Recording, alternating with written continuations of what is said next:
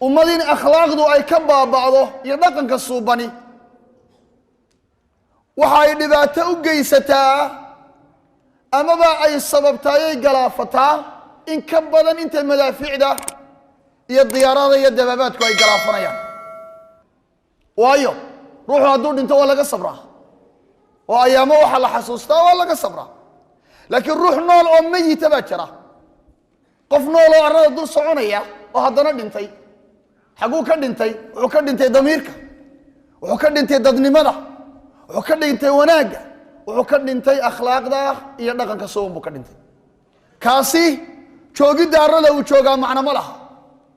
waxalaale wax faa'iiday leedahay ma jirto marka ummad dadka noocaasi ku bateen waa ummad dadka mayidka ay ku bateen macnaa waa ummad halaagsantay oo kala bar ka mid ihi uu hoyday ama uu tegey ama intoodii badnayd ay socotay walow ruuxduba ha ku jirta qaar badane akhlaaqda wanaagsani walaalayaal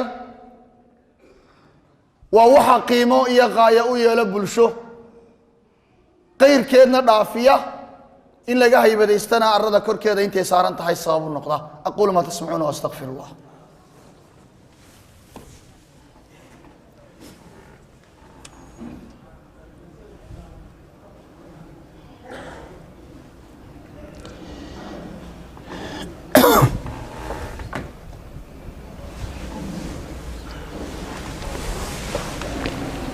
الحمد لله على إحسانه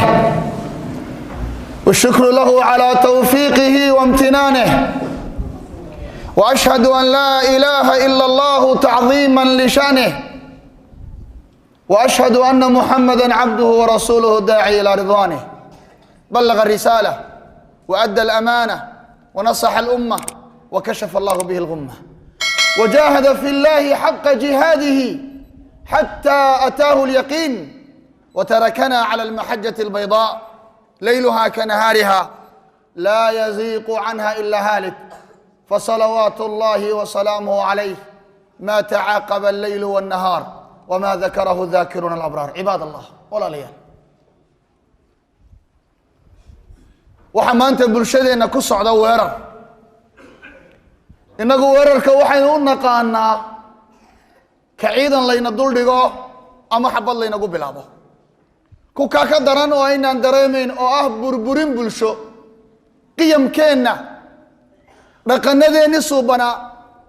akhlaaqiyaadkeennii wanaagsanaa ayaa duulaan lagu yahay cidda ku soo duulaysaa ma aha cid ajnabi inaga ah waa ubadkeennii iyo bulshadeennii oo qaatay dhaqamo shisheeye ama qaatay akhlaaq aan ahayn tii islaamka uu jideeyey ama islaamku ammaanay ama bulshadoodu ay dhaqanka u lahayd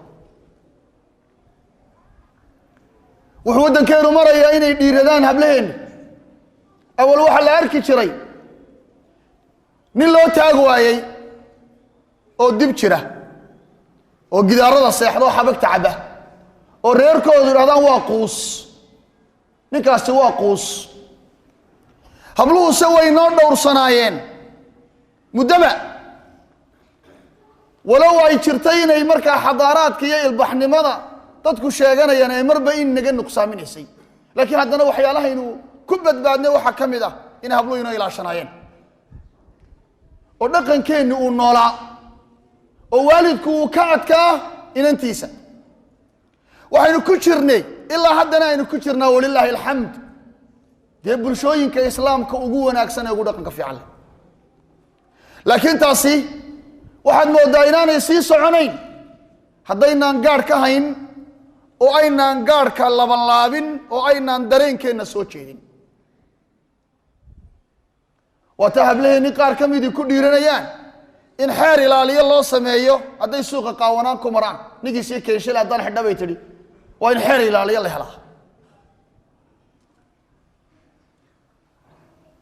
waa waxaynu wada maqlayno inaynu wada dhegaysanayno waxaa laga yaaba iyadu inaanay islayn waxbaad biisayba laakiin arrin foolxun wey xumahana waa lala qabsadaa sida xanuunka loola qabsado xanuunada soo ma jiraan qaar la idhahdo waa xanuun lala noolaado sida macaanka iyo dhiikarka iyo waa la iskala noolaadaa bay yidhahdeen macnaha ruuxuu la qabsanayaa maxaa yeelay wuxuu diidayo ee uu ka kacay iyo waxaanu ka kacay buu ayuu garanaya xumaha waa la qabsadaa sida reer bani Israa'iil baa ay la qabsanayeen maalmaha hore waxa la oranayaa war xageena iga yimaadeen waxaanu maalmaha dambana waa iska ma garanaysaa waa qof yar aqligiisu ku filay maalmaha dambana qaar difaacaya ba la helay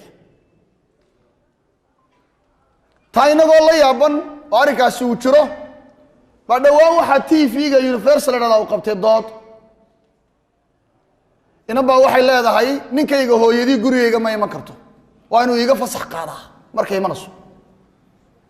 xuquuqul waalidiinki waalidku intuu ka ashkatoodo maxkamadaha uu la tiigsan jiray la xiri jiray ayaa TV la soo fadhiisanaya hadda waa xuquuqul waalidiinki oo ruuxa oo hadlaya ninka waalidkiinu isaga leeyahay ayaanay garanayn nabiga kaleey salaatu wasalaam nin baa u yimid reermii xura aruur baan leey gabadhna waan leey abahayna wuxuu rabaa xoolahayga sidoo doono inuu ka yeelo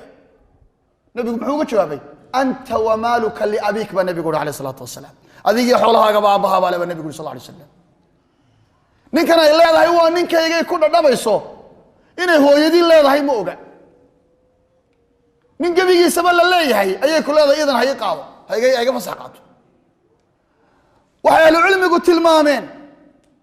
waalidku inuu ku tasarrufi karo maalka ilmihiisa inuu ku tasarrufi karo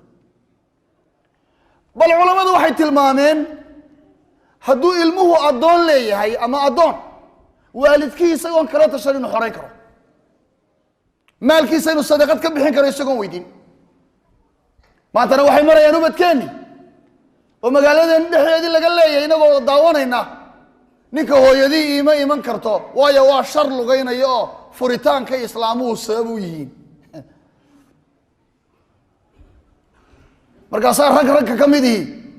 ay waxaa taageeraya leeyahay waa runteed waxaan u sheegayaa ragga iyo hablahaba gabadhu nin way heli kartaa hadday kii hore iswaayaan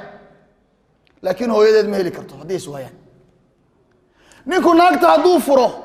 iyo hadday ka dhimato iyo hadday iskaga tagtaba boqolaal la mida buu helayaa se hooyadii hadday ka tagta heli maayo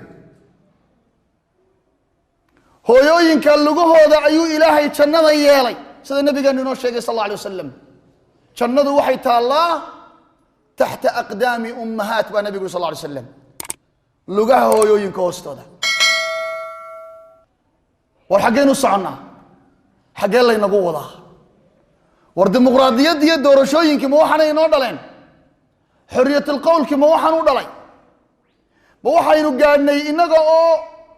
yacnaa culimadii nooshahay oo cuqaashii nooshahay oo waxgaradkii nool yahay oo dowladdeenna iyo dalkeenna iyo dadkeennuba islaam yihiin miyaynu gaadhnay inaynu aragno ubadkeennii oo xuquuqul waalidiin lugaynaya ah bal xuquuqiyo qofka ka waran oo hadlaya oo indhiyo dhegale haddana weliba ismoodaya inuu saxsan yahay saalaleeyaan lala yaabin dee ra'yigeeda cabiraysaa ra'yigiisu cabirayaa waa lafdi ereygani waa erey imika dadku ay moodayeen wanaag looga jeedo laakiin baadilka u ah hoy ha la yaabin aragtidiisu hadlee ha la yaabin garaadkeeday hadashee waxa lagaa dilayaa damiirka waa irbad qofka marka la qalayo waa la suuxiyaa intaan akhlaaqda lagaa siibin waa lagu suuxinaya marka hore si dareenka iyo dhadhanka iyo damqashadu kaaga tagto war fadhigaa fadhi ha looga noqdo haddaan karintaa laga gowrin buu yidhi walla inay goroyo heeriyasani ka soo dhici waxaa haddaan la joojin oo waxyaalaha aan dadka laga wacyigelin oo ubadkeenna aynaan kor iyo hoos wax ugu sheegin waxaa ka weyn baa iman doona qolyaha miidiyahana waxaan ugu nasteexaynaya ilaahay daraaddii war ilaahayna ka baqa war shilimaan yaroo idinka soo gelaysa ha eegina afar ereyood sii dayseen ogaada inay jirto maalin aan la soo noqonayn adduunyadani waxay leedahay xilli aakhirase xilli ma laha adduunyadani xilli ay dhammaatay leedahay aakhirase lagama dhammaanayo maalin baa iman doonta wariyihii wanaagsanaa ee doodaha qaban jiray ee hablaha hibadooda iyo maaragtay waxa weeyaan haldoornimadooda muujin jiray ee waxaa faanka moodayay ee markuu soo maro goobaha la fadhiyo ee lagu kulmo aadka lagu sare kici jiray maalin baa jirta laba go oo cadcad inta lagu maro la odhan doono meydka ka baydha war wariyaha wanaagsan ka baydha xataa maaha war meydka ka baydha war hilbaha soo dhiib meydka hore u aasa godkaa madowna waxaa kugu sugaya camalkaagii inantii aad hibadeeda soo saartay iyo inankii haldoornimadiisa aad ka shaqaysay kuu raaci maayo qabriga xataa 10 daqiiqaan la sii joogayaa saaxiib baanu ahaynoo odhan maayo marka aakhiradaada dhowro